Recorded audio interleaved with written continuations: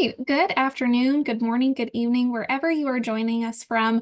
Welcome to the last of our Tribe Transitions webinar series. It's been a long summer. We've talked about lots of great topics, but today is truly an exciting one. My name is Heather Deere, and I'm the Director of Family Engagement here at William & Mary, and I'm very excited that today we'll be talking about move-in and orientation, everything that you need to know before you go. I am joined by a true expert. So we have Lauren Garrett, the Director of Student Transition Engagement Programs, with us today. We'll do our best to answer all of your questions, all that we have time for. We'll acknowledge up top that you will have more questions than we have time for, but our email addresses are right here on the Zoom screen, and you can always send us an email if we don't get to your questions. So with that, I'm going to turn it over to Lauren to get us started, and we will make the most of time together. Great. Thank you so much, Heather. And welcome to all of our families and supporters who are joining us today. As Heather said, wherever you might be coming and joining us from. We have some overview slides that we're going to share a little bit more about the move-in and orientation process, and then hopefully we'll allow for a little bit of time at the end for some Q&A. As Heather said, please feel free to drop questions as we go, and we'll do our best to answer those in a timely manner.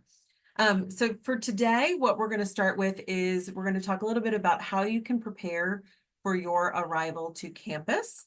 It's going to look a little bit different for each of you, depending on your student circumstances, locations, etc. But we're going to talk about some general tips and tricks. We're going to talk through the move-in process, which everybody I know is thrilled about. And then we're going to talk specifically about both family orientation and new student orientation. And of course, we would be remiss if we then didn't end the program with what happens next. We talk a lot about wanting folks to stay in the moment, to sort of being mindful of what's going on around you. But we also know that there are always the lingering questions of, so what happens now? We get them here, we get them through orientation. What can we expect in terms of William & Mary and our family experience? And happy to sort of end things on that note today. So we're going to jump right into things. When we're thinking about preparing ourselves for campus, one of our biggest strategies is to make sure that you're talking. Heather, I know, has mentioned this in many webinars prior and in all of her Heather hot takes over the course of the summer. But if you haven't yet started talking with your student about what move-in day might look like, now is a good time to have those conversations. What we hear so often is that students and families have sometimes a different expectation of what's going to happen. Students might think that you're going to do lunch together, and then maybe families will depart in the afternoon, depending on move-in appointments. And while maybe families and supporters are expecting to do not only lunch, but also dinner with their student to sort of savor all of those moments together before the formal see you later in the evening. So you want to make sure that you're having a conversation about expectations. You'll want to make sure that you're also talking a little bit about how you're going to manage this next phase of your relationship. So some of these topics are things that might be down the road, but thinking about how will you serve as a resource, a continuing resource for your student? How do you help shift them into the driver's seat of this experience so that you can still support and cheerlead, but at the same time, encourage them to advocate for themselves and for their needs, not just during the move-in orientation process, but throughout this entire time at William & Mary. You want to start having conversations with them about how do they anticipate taking care of themselves? How do they anticipate making sure that they stay well and healthy? And we're not just talking seasonal allergies, cuts and scrapes and bruises, but overall, have they given some thought to what might a typical day on campus look like for them? Most of them have at least one or two classes on their schedule. Thanks to the recent registration period, we know that those will get fulfilled during orientation. So things might not necessarily be tied up with a nice little bow yet, but have students given some thought as to, what time is a good bedtime? What time is a good wake up time? Am I going to be able to follow the schedule at college that I had while I was at home or during high school? And what are some of those realistic ways that I can make sure that I'm taking care of myself physically, mentally, and even socially? And so how do they plan to engage and make new friends? How do they plan to engage and get to know new people, join clubs and organizations?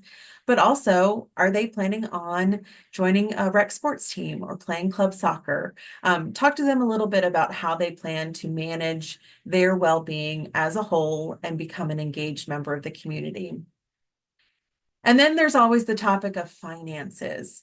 Inevitably, during move-in or during orientation, there come the lingering thoughts of, do they know how to access their bank account? Do they know how to Venmo money? Do they know how to pay for things if there is a need or there's a concern?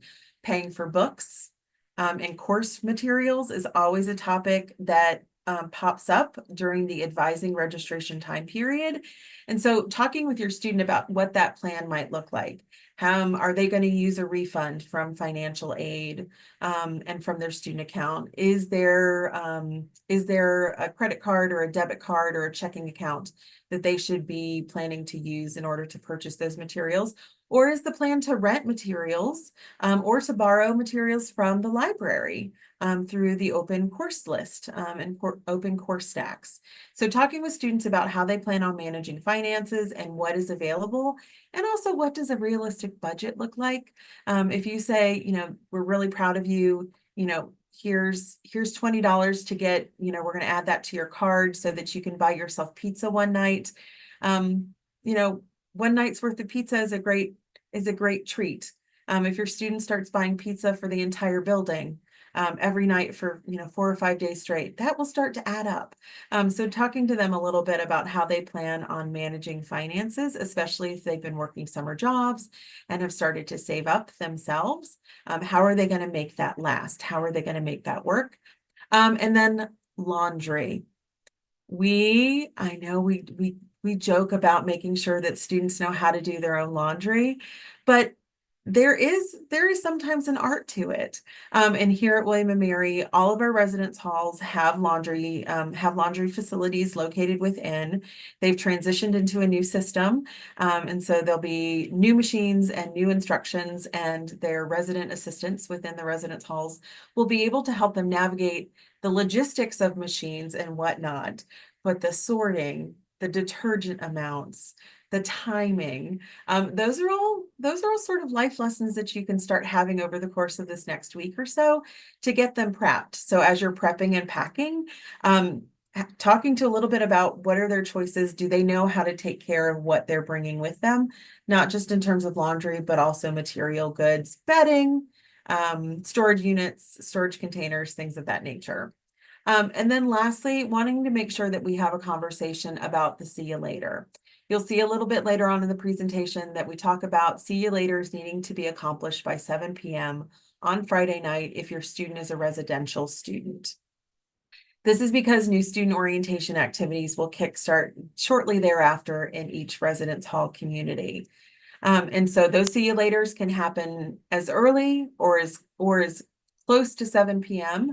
as is appropriate to your family. And that see you later is going to look a little bit different for each of you. It may happen over a meal. It may happen in a stairwell. It may happen by the car. But whatever that looks like, have a conversation about what to expect. So that everybody sort of walks away from that see you later feeling good, feeling confident. I'm not saying there won't be any emotion. There will most likely be tears from many folks. And family engagement is on hand and ready with tissues. But we also want to make sure that you feel like that you have tied a nice ribbon to the end of the day and you're feeling good about where things have left as you move on for your evening and your student begins their William and Mary on-campus experience. So conversations, truly important over the course of these next few days. Now, there will be a balance, right? If your student is exceptionally nervous about coming to university, is a little nervous about making new friends, being in a new space, they may not want to talk.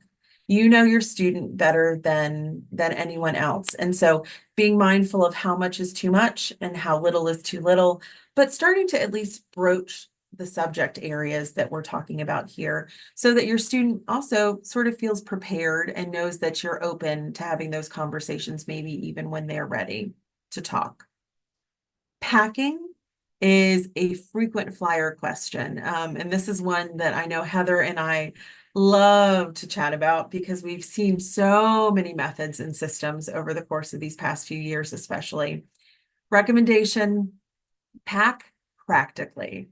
Just like when we're talking about what do you wear, how do you prepare yourself in terms of attire, think practically. It's Williamsburg, it's August, it will most likely be quite warm, a little bit humid. There may even be a pop-up shower.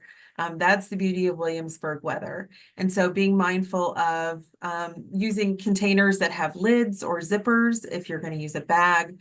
Reusable containers are terrific. Duffels or the plastic sort of large scale totes that have a zipper that you can, stuff really full and then throw on your back and then carry up a smaller to medium sized tote.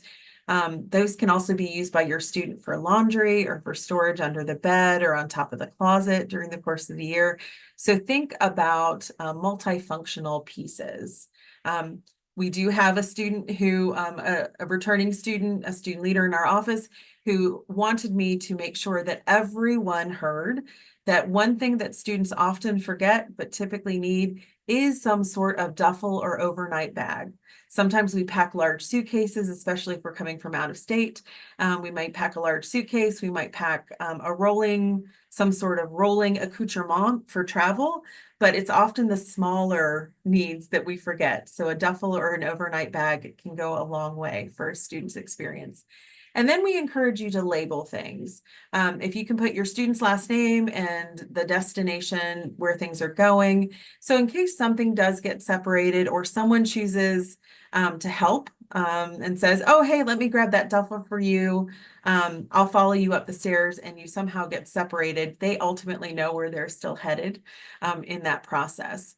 We do have a tip and a trick that folks have recommended over the years to bring a tarp or a blanket or some sort of covering. It can serve multi-purpose. So one, it can serve as your little magic carpet. So as you're unloading your car, you can lay down your tarp or your blanket and put everything on it. And that way you know that everything that was in the car landed outside the car, and then everything that was outside the car has made it up to the room.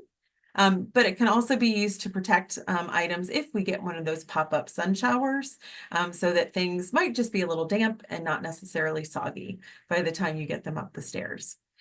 So thinking about packing practically as you're moving in. And then lastly, thinking about making sure that you've printed or downloaded everything that you need for check-in. So your student should be downloading or plan to have available on their phone their QR code to check in with Residence Life to pick up their key during the check-in process. And then you're also going to want to make sure that you have downloaded or have available readily your move-in route map. So each residence hall is associated to a color-coded move-in route. And so when someone says, where are you headed? The easiest thing to do is to pull up that little move-in route sign either on a printed dashboard piece of paper or on your phone, and people will sort of be able to help you move in stream with cars so that you don't get stuck and need to make a 180-point turn to get yourself into a new direction. So talking, packing, and printing or downloading before you start to make your way. I would even say before you start to make your way to Williamsburg. So before you jump in the car, make sure you've got things printed and downloaded. Before you jump on a plane and start that process, make sure you sort of have covered those bases. Heather, anything to add there? A couple quick tips just from years of experience and learning from experts who have done it before. So just real quick, as you're maybe listening to this recording or watching live, take things out of boxes. All of those new fun things that you're getting at Target and Walmart and the big box stores, take them out of their boxes. So, you're gonna have to move everything into the hall. you can reduce trips of having to take all of that waste back out of the hall. And it will also save you some space when you're packing. So it will condense actually the volume of things that you're bringing with you. We will have so many dumpsters available, and there will be wonderful opportunities for you to practice sustainability and recycling those materials if you do bring them with you. But just a pro tip, maybe take things out of boxes so you don't have to worry about all of that excess packaging. I think my other pro tip is just to make sure that you bring a water bottle with you as well. We will have water filling stations and water stations located throughout campus. But bringing something with you that you can refill, as we did mention, it will be quite warm. That's definitely something that I would recommend as well. And then finally, I would recommend downloading the William and Mary mobile app. Um, Having things printed off is wonderful, but if we have any big updates, big changes, we will actually push those out to the mobile app. So something to make sure that you have downloaded in preparation for your arrival to campus. And I have dropped a link to download that there as well. That's awesome, Heather. Oh, that William and Mary mobile app. It pops up literally everywhere now. It is just a good tool to have. Within the mobile app, you're going to be asked to choose a persona. In this case, you're going to want to be a new student or a family member. So you see the extra special module that's been created just for y'all. And then once the fun of orientation has wrapped and the school year has begun, you will automatically get shifted into the general persona and be able to follow along with all of the events that are happening across campus. So good catch. Okay, moving in. If we were in person right now, I'd ask everybody to raise their hand if you think you know campus. If you think you know how to get from point A to point B across campus, raise your hand. Even if you're in your living room, raise your hand. There we go. I see some hand raised. I love it. Now what I'm going to tell you is to forget everything you know. Because on move-in, we're trying to move almost 1,800 incoming students and their supporters through a contactless check-in line out across campus and in organized fashion. And we like to think of it as a little bit of organized chaos. There is a process, there's a method, and that process and method only works if you follow our instructions. So at least for today, at least for Friday, August 23rd, suspend all knowledge of campus navigation, and please follow our routes. So how do we get started? All incoming students and their supporters, when it comes time to check in for residential move-in, you're actually going to enter campus through Compton Drive. And that's the road that intersects with Monticello Avenue. On our move-in website, there are actually instructions that provide the preferred navigation route from 64 points east and west in order to get to Monticello. This is to help distribute traffic across the city of Williamsburg to make sure that we don't bottleneck and cause issues in other areas of the city or the county proper. Now, all of your students should have a designated move-in time appointment. We ask that you do not enter Compton Drive any earlier than 15 minutes prior to your student's move-in appointment. There will be a time check station. If you hit the time check station any earlier than 15 minutes prior, we will ask you to exit the line and to wait at the School of Education until your time appointment pops up. This is key. This is how we move everyone through the check-in line in a smooth and less chaotic manner. And it really takes us all. It takes every one of us to make sure that we're following our times. And we know that there may be traffic. We know that there may be issues or challenges. But this is really about showing up early. 15 minutes early is plenty of time to enter Compton Drive and to get yourself to that point, that checkpoint. Before you enter. Now, if you find yourself that you're running late and you're not sure what to do, At that point in time, you're welcome just to sort of come through the line. So if your check-in time is passed, you hit traffic on 64, 95, there was a delay with a flight, go ahead and jump into line and we'll make sure that you get taken care of at the earliest possible moment. While you're in line, you're going to want to have at the ready and accessible, because if you're like me, sometimes you're like, it's in my bag, in the back of the car. That's not going to help you. You want to have at your hand and accessible that housing check-in QR code and that dashboard sign. Okay, those are the two pieces that folks are going to be asking you about. Where are you headed and what time are you slated for? And so your student's going to want to have those because that's who we're going to be looking for in the car. We're going to be looking for that face by a window. Have them roll down the window. You can tell I'm old. You're going to roll down the window to take a look at that screen, and then make sure that we're in the right place for the right time, and then they will continue on down the path. Once you have moved through the Lauren, check-in. Oh, go do you ahead. mind if I interject just a Yeah, quick question here that I know we're going to get a couple of times? course. Where do students get that QR code? Ah, great question. Students can actually they'll download the QR code. It was both emailed to them and it's available as a download through the housing portal. Wonderful. I also think you Perfect. made a really great point that I want to reiterate with families that maybe they can prepare their students for. Once you enter that move-in line, your student's experience is beginning. And so students will be the ones that most people are talking to when you're in the car. So you may just want to prepare them for that, that maybe they should be bright-eyed and bushy-tailed if you're there at 8 a.m. because students will be the ones that are doing most of the conversating with the check-in stations. Families, you do have one station that's just for you, and we'll be there for you. But for the most part, we will be communicating with your students. So something for everyone to be prepared for. Terrific. Great point. That check-in process that Heather is alluding to is a 4-station process. You'll follow the contactless line. You'll follow the little caravan of vehicles. You will have a greeting station. You will have a student-geared orientation station. You'll have a family engagement station. And then your final station for check-in will be with Residence Life, where your student will have their QR code scanned and they'll receive their residence hall room key. So you go through those 4 stations.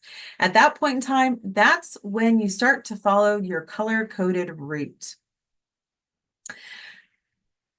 You'll move through the caravan to the top of U Crop Way, and that's where the police officer is going to want to know what color-coded route you're following. And so you're going to want to have that up so that they know whether or not to point you right or left. As you're following those color-coded routes, there will be students clad in neon yellow shirts holding those same color-coded route signs to welcome you down and to make sure and to provide you a little bit of reassurance that you are traveling along the right path. If you're traveling along the path and you do not see students holding the same color sign as you, more than likely we need to redirect you in another way. But you're going to be looking for your color-coded sign as you move through the route. Students will be there to cheer. They're going to be there to ask you questions. If there's a little bit of pause, they will probably approach the vehicle and want to say hello and introduce themselves and find out where you're going. It's a very interactive process. Everyone is really excited to have you coming to campus. And so there are going to be a lot of high energy folks who will want to say hello. So as Heather mentioned, just be prepared. As you start to near residential buildings, you're going to see members of the William and Mary Police Department helping to direct traffic. They will help folks and families navigate to unloading zones close to residential buildings. And once you are parked in an unloading zone, we ask that you pull things out of your vehicle and unload your vehicle within roughly 15 minutes. And then we ask that one person, typically the driver, removes the car from the unloading zone and heads to your parking destination. All of those parking destinations are based off of routes and are available on the Move-In website. So if your student's moving into the Botetourt complex, we're going to direct them to go to a different parking lot than, say, a student who's moving into Monroe Hall. Again, making sure that everybody has place and space across campus so that we can make sure that we're not causing congestion in one particular area or another. The unloading zone for 15 minutes is literally just to get things out of the car so we can keep those spaces moving, ebbing, and flowing. Someone will, at that point in time, depending on how many folks are coming and joining the move-in process fun, you may have one person who stands with belongings while one person moves the vehicle. And then when the person comes back, you can start the move up the stairs. If you've got more than one person sort of on deck to help, you can obviously start that team approach while the vehicle is being moved. You'll find that folks are extremely helpful, extremely knowledgeable, and there will be lots of folks who will be able to point you in the right direction if you're not exactly quite sure where you need to be. Some of our complexes can be a little bit intricate, and when you throw in trees and multiple sidewalks and pathways, it's not unusual for folks to be like, now, where exactly do I need to go? I see the building, but where exactly do I need to go? And so there'll be plenty of folks to point you in the right direction once you get there. Once you have your vehicle parked in that destination lot, and you've got items moved up into your student's room, that is your time. You can unpack, you can find food over on the Sadler Terrace from one of the 4 food trucks that will be on campus on move-in day. You can go exploring down in CW. You could make a box store run. That time is really yours to do with as you please. And so don't feel that you need to follow any set schedule or opportunity. There are lots of things to do on campus. We have a vendor merchants fair happening in Sadler. We have our auxiliary services team who will be sharing resources and passing out maybe even some swag, hint, hint, over by Sadler as well during the course of Friday. So there's a lot happening. But this is where those conversations come into play. Making sure that students and families are on the same page about expectations for move-in day once you've unpacked. You know, is your student expecting you to stay all day? Families, my experience has been that some parents will want to make sure that students' beds are made, that dressers are filled, that we feel like we have good organization. Maybe you want to meet roommates' parents. Maybe you want to have some roommate family time connection. However that looks for y'all is perfectly okay. The key is that see you later, that moment that you have with your student happens by 7 p.m. So however you choose to utilize your time post move-in is completely up to y'all. If you decide to leave campus and return to campus, we just ask that you return to that sort of destination spot versus coming back through the check-in line and stopping in the unloading zone.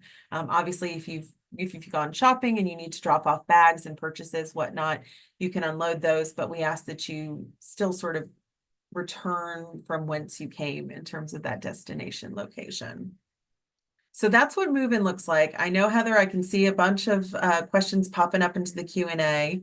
Is there anything that I can address at this point in time before we move into specifics of orientation and the follow-up? I think one question we got multiple times was, can we Mhm. bring 2 cars if we have multiple QR codes printed out, we have multiple dash cards printed out. Friends, this is a 1 car only at any point in time, including in the move-in line. So no U-Hauls, no trailers, 1 vehicle. And this is where it's great to have a conversation with student about how much are you taking with you to Williamsburg? Which I know that there are additional family members, so you may not be able to fit all belongings in car with whole family that's attending move-in, but through the move-in process itself, 1 car at a time. So that was one question that we received multiple times. Another one was related to like, where do we see these routes? Where do we see the color routes? How do we know what color we're supposed to have? On that new student move-in page, which we've linked multiple times here in Zoom, and also this will be included in all of your future communications between now and move-in. You'll want to identify what is your student's residence hall, and then that is associated with the color-coded route there on the move-in page under navigating your residential assignment. So if you don't know what hall your student is living in, ask them, where are you living? Identify what hall that is, and that will match up with a color. And Mhm. once you click on that, so for example, if your student is in Barrett, Chandler, Hardy, Jefferson, Landrum, and Lemon, you are in the orange move-in route. You will click on navigate the orange route, and that will give you a Google map of the actual whole entire route, including where those unloading zones are and what your final destination parking is. That final destination parking is going to be where you want to return to if you were to leave campus and come back to campus. That final destination parking is where you will be parking on move-in day. So those were the big things. Let me look at Q&A real quick just to see. Do, do, do, do, do.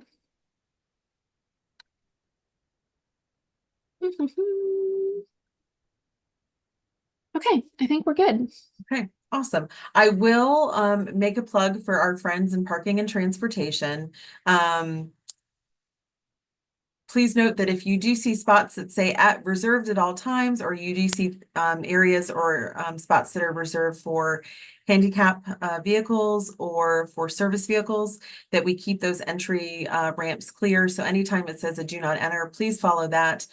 They are going to do their best to be accommodating and helpful, but there are certain parameters that we do need to make sure that we are abiding by to make sure that we keep service lanes and access routes available in case of a potential emergency, just as we would during at any point in time throughout the course of the academic year. So promo and shout out for our parking and transportation colleagues who are helping to make the magic happen. So, move-ins happened. You've said your see you later. 7 p.m. has rolled around and students have started new student orientation activities, and families, your adventure really kicks off in full structured format the next morning. Heather, talk us through that transition. Yeah, definitely. So at this point in time, we're thinking ahead to Saturday, August 24th. Students are busy with orientation. So I know Lauren will talk a little bit about what student orientation logistics look like, but I can tell you right now that on Saturday they will be busy bees. So going back to that conversation that Lauren really started with about planning that see you later moment, I like to be really honest with families and just share that I wouldn't anticipate seeing your student at all on Saturday. Now, I know that there are going to be exceptions to that, and that's something that we can work through on a one-to-one basis. But those mandatory activities have begun, and students are building community at that point in time. So it's really important to us that we give you the opportunity to build community as well. And we do that through family orientation. So that will start bright and early in Kaplan Arena. That's going to start around 8:30. Doors will open around 7:45 at Kaplan Arena. We have some big sessions for all of you to take part in. I'm going to share a link really quick in the chat to the family orientation homepage there so you can review the draft schedule, which is really not a draft at this point. It's set in stone, so there may be more fun things added to the schedule, but at this point in time, the timing of family orientation is really set in stone. You will also see very handy on that draft schedule is how to plan your parking for the day. So that's something that I want to encourage you all to do is to plan your parking for Saturday, August 24th. So we will be in a few different locations. We will start the morning at Kaplan Arena for those large sessions with everyone in the same room. And then we will end the day at the School of Education with a big healthy lunch break in between. So something that you will see on that schedule is our primary parking locations for all of you, which would be Kaplan Arena, the School of Education itself, and the parking deck, which many of you will be familiar with from parking on move-in day. I also included their walking time from each of those so you can plan accordingly. If we are starting promptly at 8:30 in Kaplan Arena, then you want to build in a really good buffer of walking time. We have plenty of ADA spaces available adjacent to Kaplan Arena, and those who have communicated with us about any mobility issues, we are accounting for that as well. But you can always send us an email if you have concerns about the walking time that we have associated between those parking lots. And so we'll be together in the morning. We'll talk about parental involvement and family expectations and how we'll engage with you. You'll learn all about health and wellness from our health and wellness team, and you'll also learn about the call curriculum and your student, the liberal arts vision from our team in arts and sciences and the registrar's office. I know many of you are thinking, how will my student complete their schedule? And that is where you will learn how your student will complete their course schedule. Then, like I mentioned, we will break for lunch. So it's a 2-hour lunch break. So use that time to get out and eat somewhere delicious in Williamsburg. We have some retail dining locations that you can access on campus if you'd rather eat on campus. All of our residential dining facilities will not be available at that time. So think about our traditional like dining hall, cafeteria style eateries, Commons, CAF, Sadler, those are going to be unavailable because students will be eating in there, and we simply cannot accommodate all of you and all of the students at the same time. So you get to go and have a yummy meal off campus, or eat at Chick-fil-A or one of our other dining facilities, or enjoy a local food truck. So the food trucks that will be with us on Friday will be with us on Saturday. So if you'd rather grab a quick bite and eat outside, you're welcome to do that as well. And then in the afternoon, we are going to be at the School of Education. We will have our Connections Fair, which is essentially an information and resource fair.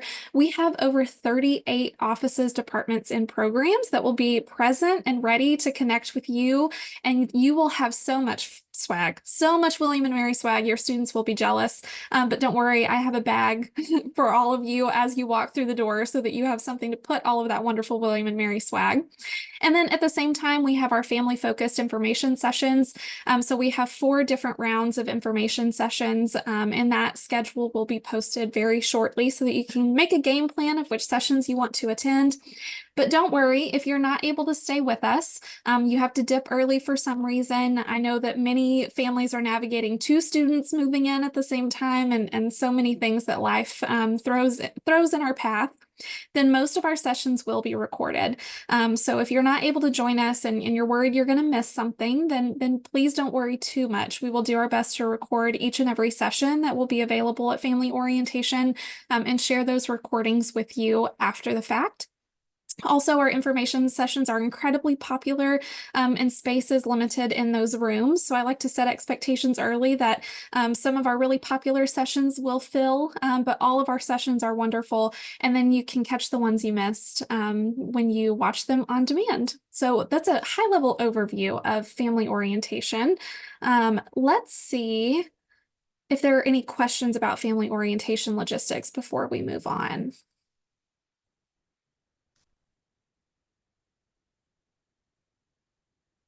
Okay. I'm not seeing any specific family orientation questions that haven't been covered already. If you haven't registered for family orientation, there is still time. But if you don't register, you can still come. I'm not going to turn anyone away from family orientation because it's such an important program for you all. It really sets the foundation for the information and friendly faces and staff and support resources that exist for your student. And so what time to be there at Kaplan? Doors open 7:45. If you want a hot cup of coffee, get there early so you can find a good spot. And like I mentioned, please plan for at least 15 to 20 minutes walking to Kaplan at the most. Just so plan that into your day. When you're thinking about how early do we need to be there, when do we need to head to campus, please plan for a walk. Just want to set expectations. Parking on a college campus is something we navigate daily around here, and I want to pass that expertise on to you. So, okay, I think we can move on to the next. Lauren. All right, and then what comes after family orientation? So as you probably have learned from me, I'm going to be with you until your student walks across that stage. So this summer was a really good preview of what that experience is going to be like. I won't be in your inbox quite as much, so it won't be every other Tuesday that you'll hear from family engagement, but you will hear from us at least monthly. And we'll do our best to really give you guidance and advice on some of the big transition points that will happen during your student's first year. So always be checking that email. Continue to tune into our family webinars. We're in the process of building our fall webinar series right now. This summer we talked a lot about the transition and the Tribe Guide checklist and what items to take care of and answer really questions. But our webinar series will expose you to the wonderful programs and opportunities available to students at William and Mary, whether it's engaging in a study away experience, doing undergraduate research, learning about some of our awesome faculty and the work that they're doing. Our webinar series is a great way to stay engaged. I invite everyone to attend Family Weekend. Family Weekend this year is September 27th through the 29th, and we are so excited about our programs that we have. You can check out the draft schedule at wm.edu/Family Weekend. That's where you can also register for Family Weekend as well. And then explore additional ways to stay engaged, whether it's attending an alumni, family, and friends event in your area, tuning into a live stream of new student convocation or charter day, just engaging in whatever way feels best for your family, offering an externship or an internship to a William and Mary student, providing those career pathways for our William and Mary students. There are so many ways to stay engaged, and we'll do our best to keep you informed along the way.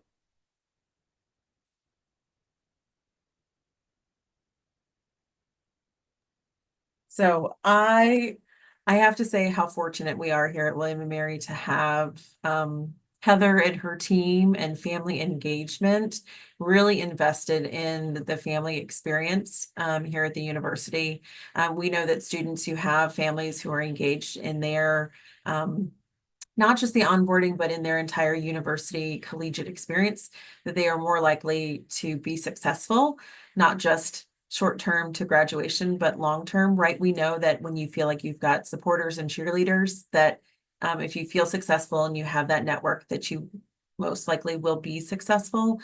And so knowing that you all have Heather in your corner, hopefully helps you feel that you will be successful in helping to launch your student through this experience. And so kudos to Heather and her team for pulling us all together to have these conversations and to be thinking not just about what's happening, next week, but also long-term in terms of your experience.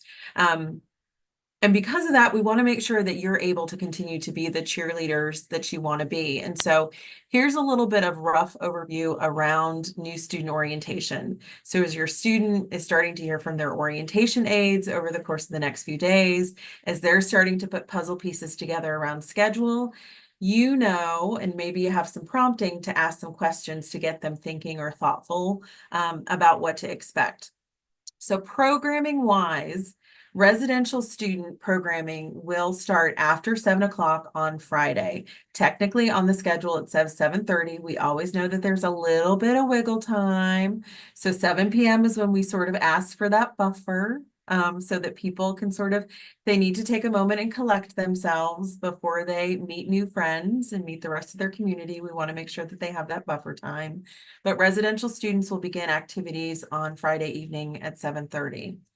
Commuter students, so if you are a supporter of a student who's going to be living at home and commuting to campus or living off campus, their check-in and activities will actually start Saturday morning. We'll start them at Saturday morning. They'll get looped into their group, and then they'll continue down events and happenings over the course of that day. And so we try to structure it differently so that we make sure that everybody gets an experience that's appropriate to their to sort of their situation. Meals are included for all students during orientation. That means that starting at Friday lunch of move-in, so Friday lunch during move-in, students can access the dining halls on campus with the wristband that they're going to be given during orientation at the orientation station during the check-in process. It doesn't matter if they're a residential student or if they're a commuter student, that wristband is going to get them in for every meal starting Friday lunch. So if your plan is to depart campus Friday afternoon, rest assured that the orientation aides and the resident assistants who will be on hall, who will be meeting and greeting you and your students on Friday, they will make sure that they get to a dining hall, they get fed, they meet new people, and then they are included in that community. We will not leave anyone in their room sitting and waiting. They do a nice job of collecting students and making sure that students get integrated into group conversations and group gatherings as soon as possible, based off of your own move-in day plans. So meals are taken care of for your students. Don't worry about that. The tribe ID cards, their tribe cards, will actually be distributed between Friday and Saturday by orientation staff. And so right now we still have about 400 students that are outstanding with their tribe card ID pictures. So if that's one of your students, maybe ask have you uploaded your card? Have you gotten that approved? We want to make sure that they get their ID card during the Friday and Saturday of orientation, and we'll make sure that they do that. Because they tend to move through orientation with their groups, entering and accessing spaces and places really isn't an issue, because they're very rarely solo during the course of the weekend, especially, but we still want to make sure that they have that identification piece on them, so that they can get used to swiping into buildings, swiping into halls, figuring out the laundry system, et cetera, et cetera, et cetera. So the earlier, the better, of all of those pieces. When we're talking about orientation, we're talking about hall-centered community activities. So students will go through orientation either with their residence hall, if they're a residential class of 2028 student. And if your student is coming and joining us as a transfer student or as a second year in the joint degree program with the University of St. Andrews, they'll be assigned a group that they'll go through orientation with. And so we focus on these small communities that help students start to build relationships and connections, which then translate into students feeling more confident to start to spread their wings, to join clubs and orgs, and to meet new people outside of that immediate social circle. There are a series of both required and elective activities. So there are some sessions that students must attend for us to make sure that they know about policies, procedures, regulations, and expectations. And those will be happening both small scale in Kaplan Arena, as well as small scale with their orientation aides in community-centered conversations.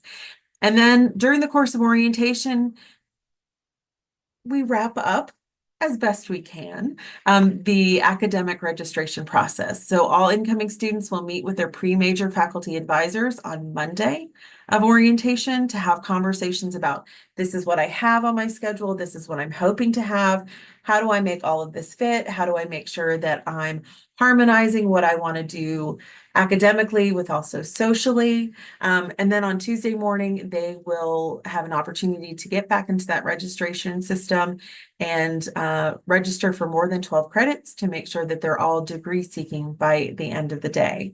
The Office of Undergraduate Academic Affairs will be on hand to answer any questions that students have.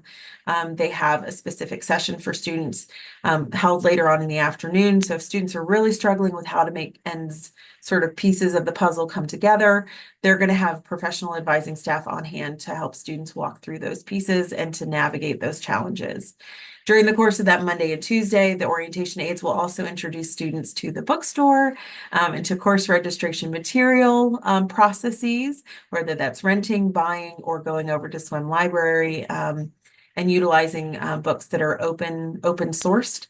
The OAs will make sure that the students are well in hand and prepared for the first day of classes on Wednesday, August 28th. The other nice piece about orientation is because we have our entire incoming student cohort together, that means we can do some really fun evening programs. And I'm not going to spoil all the surprises here, but I do think it's important for families to know that we are going to have two nights of student organization and activities fair. We have over 500 clubs and orgs who are ecstatic about welcoming new students to campus. And both nights are currently filled. We take over the entire Sadler Center. There are clubs and orgs in every nook and cranny. And our colleagues in student leadership development will have a roster of all the clubs and orgs that will be tabling during each evening, so that students know who to be on the lookout for, and who they can connect with if they're interested in becoming engaged and involved in that way. So there's so much more happening during orientation, but I think it's good for y'all to know that there's a mix of business and a little mix of fun all at the same time. It's not just necessarily always going to be sitting and listening to lectures or presentations, but there are going to be opportunities for them to mix and mingle, and to really think about how they want to spend their out of classroom time as well. And then once orientation sort of wraps up on that Tuesday, some of you may have heard of a tradition that happens the first night of classes, and that's opening convocation. That is the event that kicks off the start of the academic year for us. It is our official welcome for our newest community members, undergraduate and graduate, to be welcomed by those that are returning to campus for the academic year. We live stream that event so you can be part of the magic. And so you can most likely see your student walk through the Wren.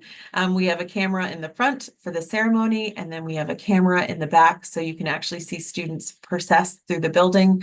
And often those are the screenshots that Heather and I get sent.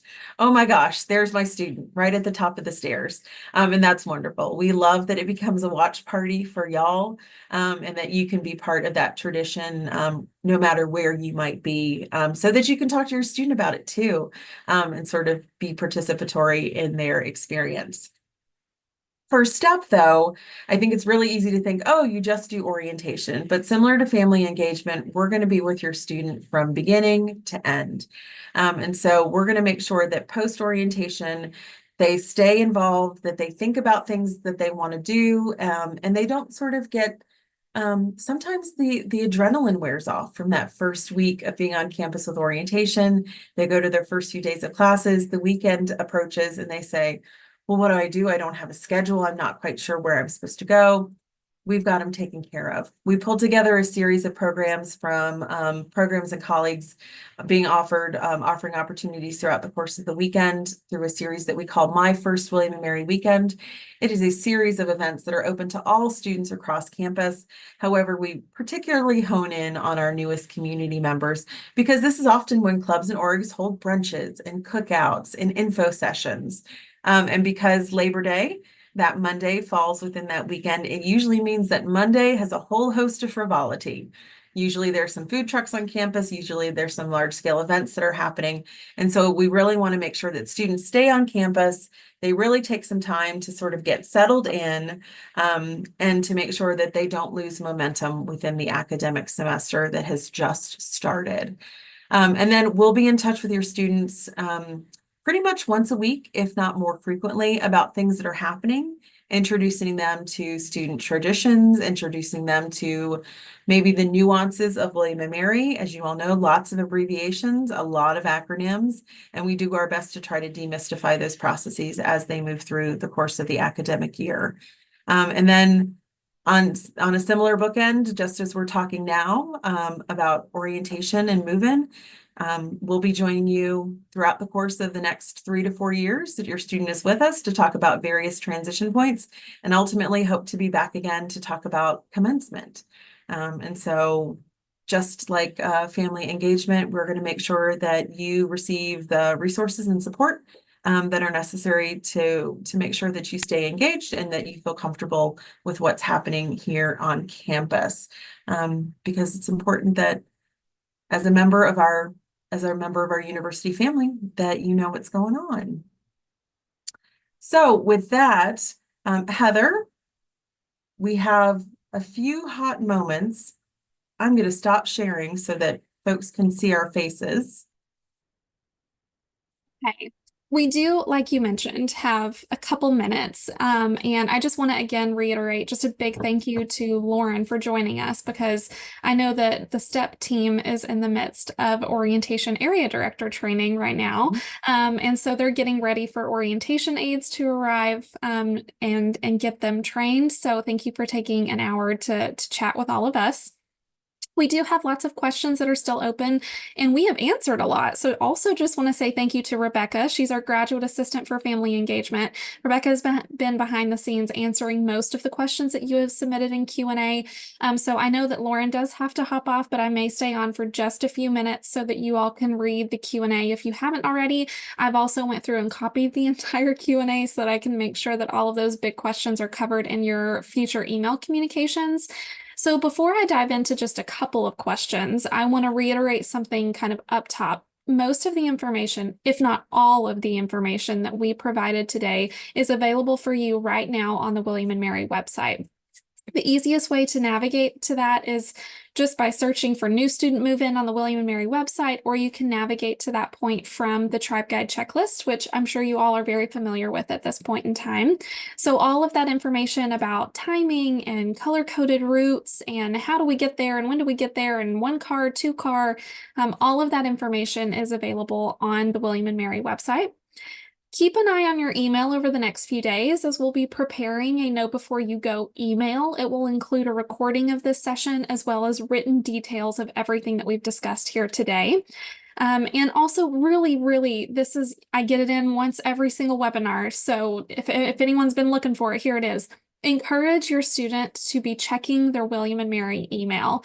So the QR code has been sent to them via email. Their housing appointment check-in time has been confirmed with them via email. They've gotten really great detailed instructions about the move-in process itself from Residence Life. Their orientation aides will be communicating with them via email. STEP is communicating with them via email. So if you're hearing some of this information for the first time today, I would definitely recommend hopping off the call and checking in with your student about what communications they've received, because they have been receiving some of this information up to this point. So just a reminder that everybody in the family should be checking the email. Students should be checking William and Mary email. Families, keep an eye on yours as I'll be sending some more detailed information to all of you. But just want to see if there are any last minute questions before we dive in. We did get a couple questions. We get this every single year about William and Mary move-in. Some schools do volunteers to help move in and schlep all of the belongings from the sidewalk up to the rooms. This is a do-it-yourself style move-in here at William and Mary. So there won't be any volunteers to help you move in, but you have all the time. So once you unload that car onto the sidewalk, you have plenty of time between your move-in appointment and 7 p.m. to get things upstairs if you need to take breaks, drink some water. So some people asked if we have the big blue carts that you may have seen at a different campus, those big carts. We do have some. So courtesy of Student Assembly, we do have some of those move-in carts. I will share though that our residential spaces are very spread out and there aren't a ton of those carts. So I wouldn't plan on having one. That's just going to be a pro tip from me to you, is how joyous would it be if you had one? But maybe let's plan to not have one of those big blue glorious move-in carts. And let's see what other questions we've gotten pretty frequently. And I will just share, I know someone just said they fear their question has been blown off. We still have 30 open questions. So if we didn't get to your question during this time, please send it to families@wm.edu and we will answer all of the questions that we get in email. We do just have limited time today. So not trying to intentionally ignore anyone's question, but definitely just trying to get through as many as we can during this time frame. So answered that one. Pathways session 2 ends and finishes Friday morning. Do we meet them at the dorm or pick them up and they go through the line with us?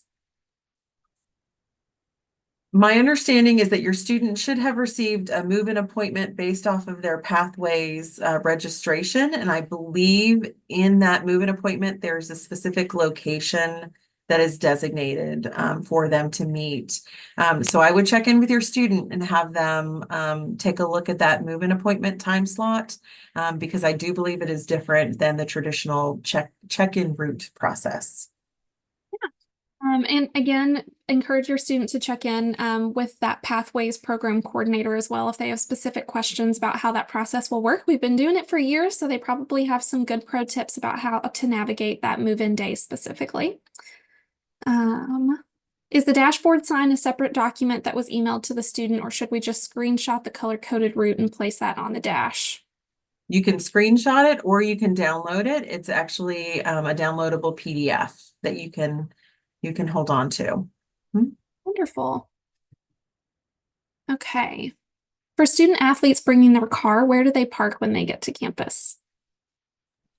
If they have received a parking exception from parking and transportation, typically those restricted decals have them parking in the Kaplan Arena parking lot. Someone asked if we could share the Q&A. I have copied the entire Q&A and I will before I close the Zoom, and I'll make sure that those frequently asked questions are included in your know before you go email that you will receive in the next couple days. Can we meet our students on the 25th for brunch, or will they be busy with orientation? Friends, I know you probably want to try one of our 50+ pancake houses here in Williamsburg, but your students will be busy. So I would not plan to have breakfast or brunch or another meal with them during the weekend. And one of the things I like to explain at this point in time is kind of why we encourage that. Students, this is a really critical community building time for students. So them eating with one another in the dining halls, becoming familiar with the process of navigating the dining halls, and just being in community with one another is really important. So not just these meals specifically, but I would just really encourage you to not try to pull your student out of the orientation schedule. And it is an enrollment requirement. So if they miss any of those mandatory sessions, they will have to make them up. And so let's spare our friends and step the logistical challenges of trying to do makeup sessions for students because they got pulled out to go to brunch. So that is my professional recommendation to all of you. Are advisor appointments made for them, and how are students finding out about advising appointments? Great question. So pre-major faculty advisors will actually email their advisees the Thursday or Friday prior to orientation. In that email will be instructions on how the students can set up their advising appointments with their faculty advisors on Monday. So students will be either sent a sign-up link or a QR code, and they'll actually go in and register for that time slot themselves. Okay. How does this entire process differ at all for transfer students?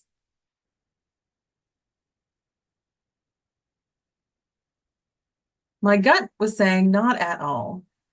There are some slight differences in terms of sessions.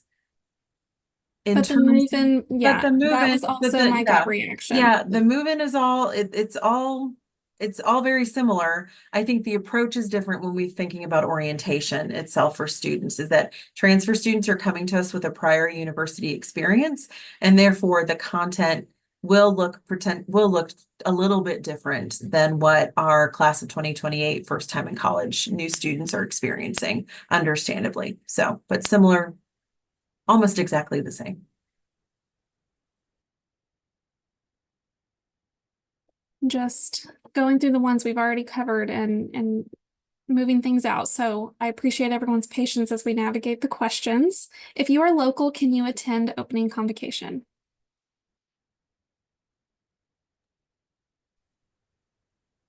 I will say that we do have some families and supporters who will choose to attend convocation and stay in the shadows. Please be mindful that if you choose to attend convocation, we're going to be glad to see you there. However, it is a very student-centered event, and so your students may not necessarily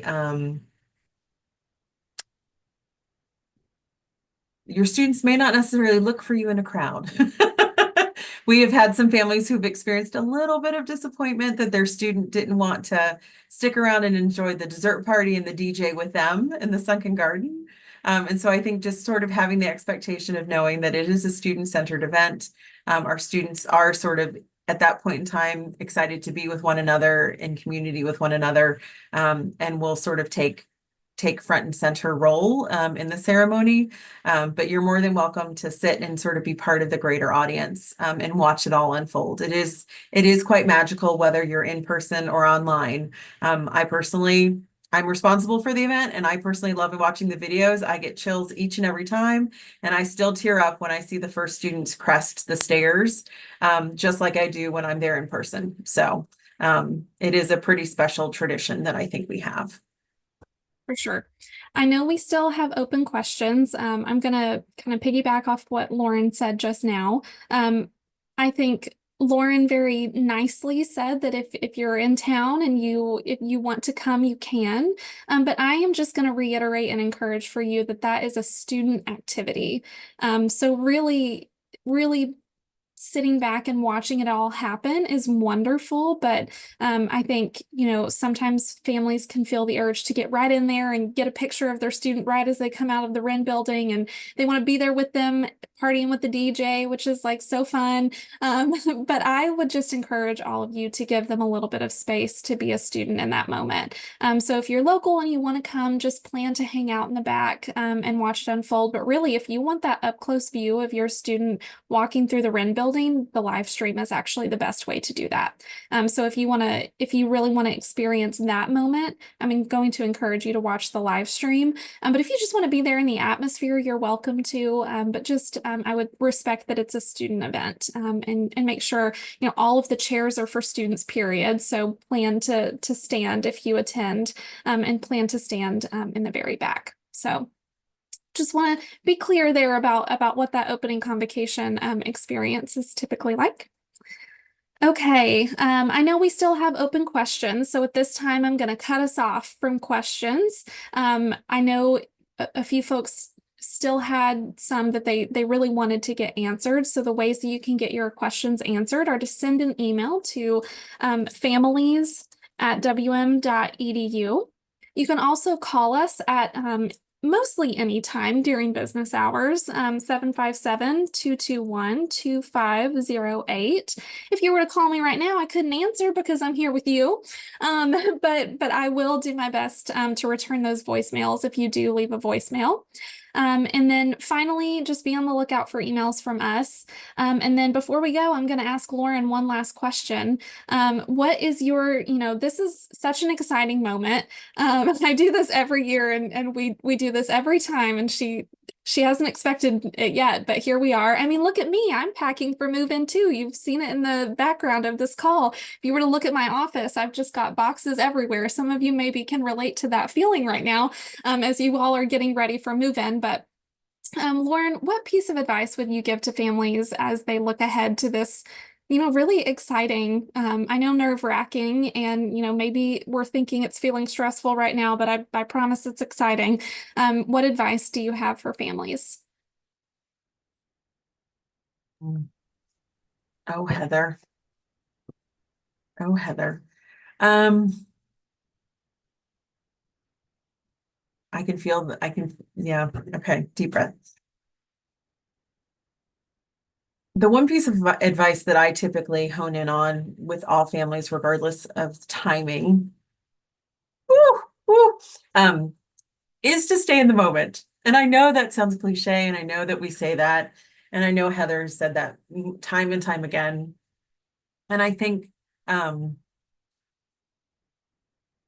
there's so many little things. If we reflect on family vacations and memories and recitals, so often when we hit the thing, we've spent so much time preparing for the thing that when the thing is over, sometimes people feel a little bit of a letdown. Or they feel sort of like oh, maybe that didn't meet expectation, maybe that exceeded expectation, but sometimes the resulting emotion isn't sometimes what we expect. And so what I have found is that if families and students can stay in the moment as much as possible and repeat the mantra of you can only control what you can control, that overall, when that see you later happens, when that campus departure happens for families, that that exhale that happens when you pull out on 64 is sometimes a little bit less jarring because you've given yourself time to feel the emotion, to maybe cry like I am trying not to do now, to maybe cry with your student as you say that see you later, or as you're, sitting in your hotel room, after you've said that see you later, like letting yourself sort of be in that moment. You don't always have to be perfect 100% of the time. Um, there are a lot of emotions that come with this process, and I encourage you not to squash them down. I encourage you to feel the feelings, because I do think that it is helpful on the other side of the experience where you are able to say, we did that, we accomplished it, look at our student, um, and look at what we've done. Because ultimately, um, they wouldn't be here, they wouldn't be doing this if it was not for many of you on this call, if not all of you on this call, right? It takes a village, we know, these days to get our students to university. And I think we shortchange ourselves when we don't give ourselves an opportunity to really sort of feel all of those feelings. And that's why we encourage the conversations, and that's why we encourage you to sort of think critically about what do you want that see you later to look like, so that when the thing happens, you can look back and have a full scope of memories and not just not just the one thing that you think you remember from the one picture or snapshot that you took. So we really want you to be able to take it all in. Wonderful advice, as always, Lauren. This is a really exciting time of year for all of us. We're really looking forward to seeing you and to seeing your students. Hopefully, this conversation has been helpful for you in some way. We were able to answer some questions and provide resources for you. I think my last piece of advice is to kind of circle back to where we began and just now's the time, if you haven't, to have a conversation as a family about what move-in day will look like. I would just encourage you to remember that I think, we want this day to be wonderful and amazing for our students. But it's okay if things maybe don't go exactly as planned, and there is some real beauty in the unexpected. So just keep an open mind and just know that all of us here on campus, everyone across campus, is really excited for your student to be here at William and Mary. And I look forward to seeing you all next week. So thank you again. I hope you all have a wonderful rest of your day and a wonderful week with your student, because we will see them in just about a week. So everyone have a great day. I'm really excited. I just got the chills. I was like, oh my gosh, they're going to be here so soon. And I get to see all of you. This is so exciting. So hope everyone has a wonderful day, and we'll see you next week. Bye, everyone.